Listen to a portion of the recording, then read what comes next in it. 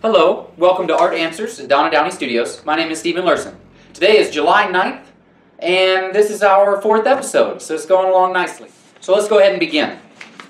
Alright, we have, first was Debbie. Debbie said, Stephen, could you show us the best way to use the pen nibs? I see people dip the pens and write a few words before running out of ink, but I seem to run out right away. Is there a correct way to dip the pen, to dip the nib in the ink? Do some nibs hold more ink than others? What benefit is there to the more expensive nibs, etc.? Thank you. Thanks, Mac. Tons of questions about nibs.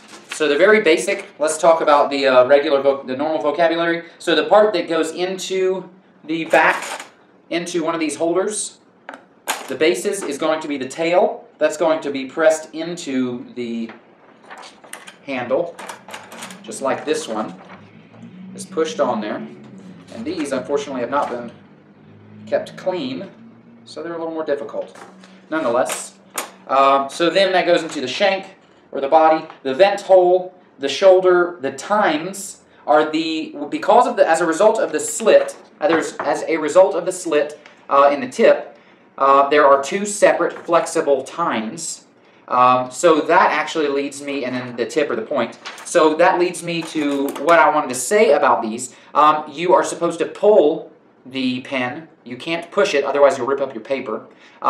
The width of the line is directly proportionate to the pressure. So if you just barely touch your paper, it's going to make a very, very fine line. And there are different size nibs. The bigger the nib, the more ink it's going to hold, the broader the line. The finer the tip, the more fine line you're able to achieve. However, regardless of what nib you use, the lighter you press it, the finer the line. The more firmly you press it, the tines split apart, and then that gap is bridged by ink, and it flows with a very broad line.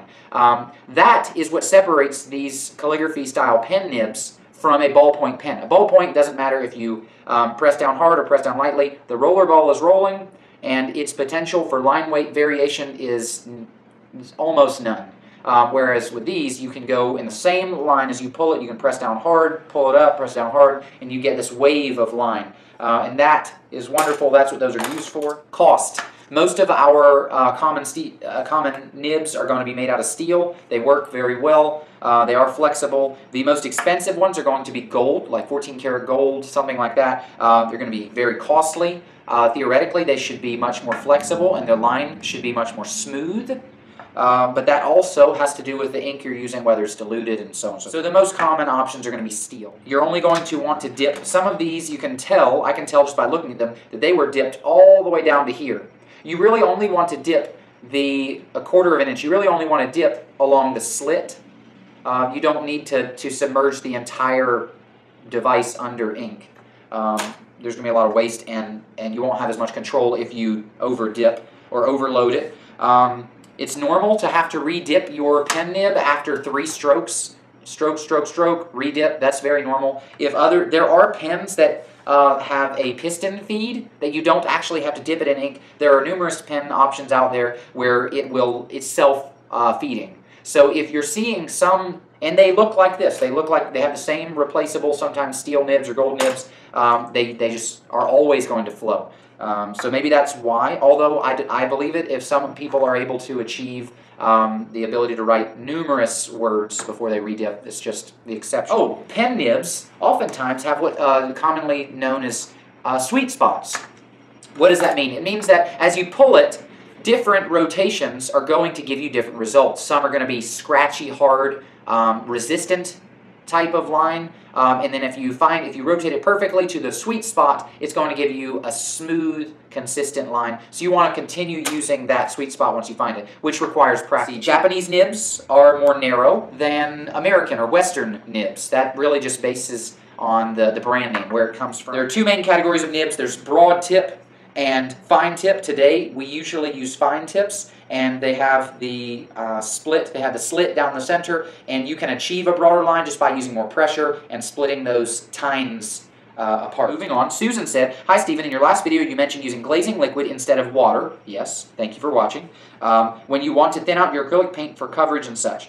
I've seen other videos where artists use water in a spray bottle directly on the paint. Yes, we do that all the time, directly on the paint, on the canvas to get coverage and or dripping effects. Should we be using something other than water in the spray bottle? If so, what? we're really talking about two separate things. Whenever I was talking about the effect or the benefit of glazing medium, that is when you want to paint a thin, transparent, or sheer layer of paint over a previous layer, and you're wanting it to stay where you put it. That is the opposite of dripping. Dripping, you want to put it somewhere, spray it with water so that it moves from where you put it. So that's the main difference. You don't need a whole lot of mediums or anything to add to that water. You can just use water. That's very, very common to use just water in those spray bottles. You're really going for different... So Susan, to answer your question, in the spray bottle specifically, just keep using water, because the spray bottle functions if the paint is down flat, laying flat on a table, then you would spritz it when you want to keep it wet so that it's still workable.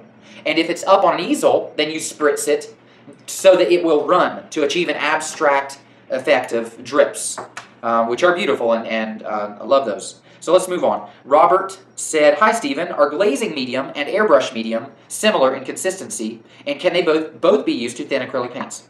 Question 1, they are not similar in consistency. Airbrush is very, very liquidy.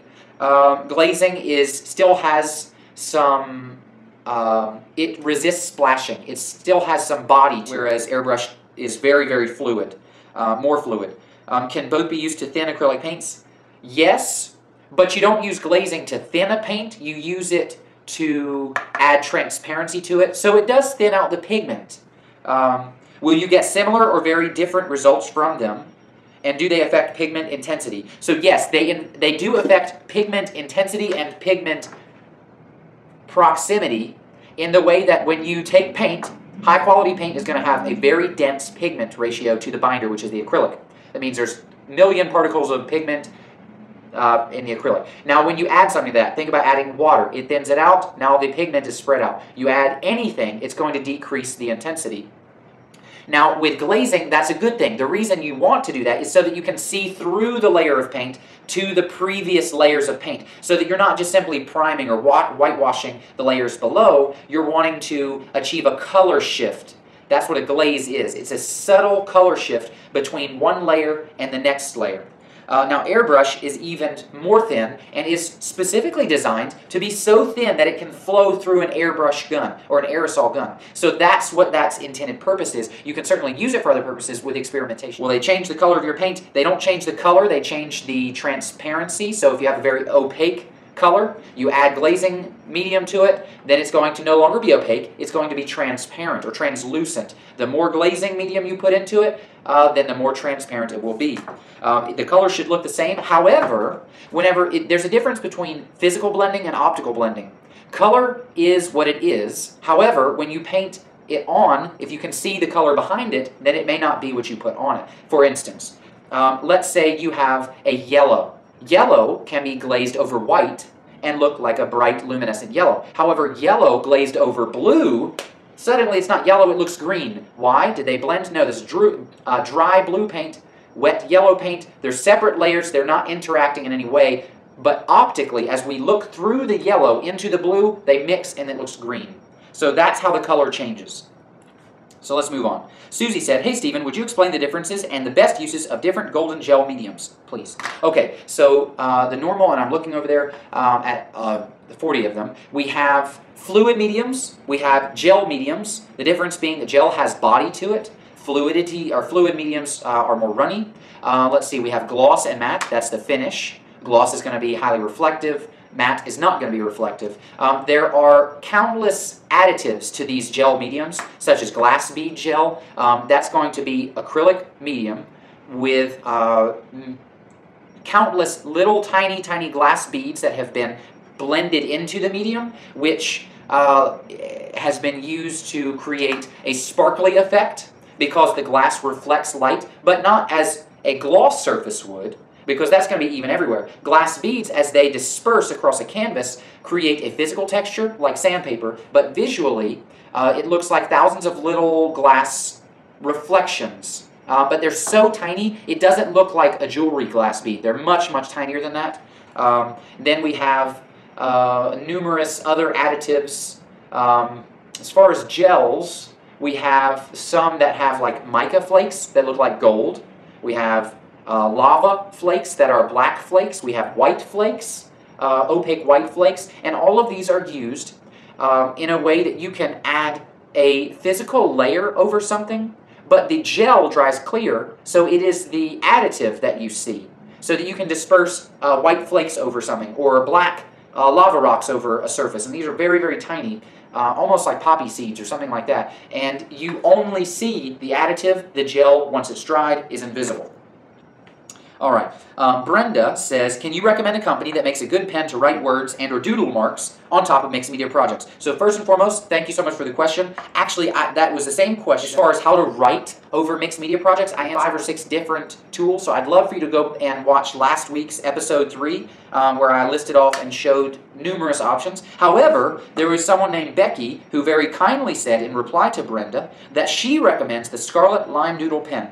I personally don't know, I have no experience with that, but that is recommended by Becky. So that's awesome that you are starting to interact with one another. Everyone is always welcome to do that. So thank you. And then I think I'm running out of time, so I'm going to do one more. Lisa said, curious about the colors used in painting faces. I can't seem to get the colors right. What are your go-to colors for skin tones? Thanks.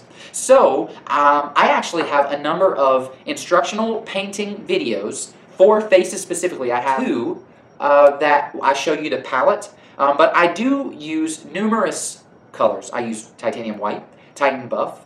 I use a red, a green gold, and the golden medium is perfect. Green, surprisingly, is very, very common and necessary to make an accurate skin tone.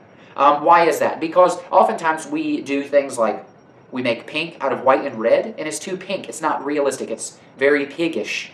And so most of us, I mean, we are not pink. We are not white, we are not cream, we are some other flesh tone, which, believe it or not, requires quite a bit of green mixed in there. Brown is used. It's fun to use blues and purples, because whenever you take a photograph of someone, or whenever you look at someone, you see their flesh, of course, but you're seeing it based on the light that is bouncing off of them.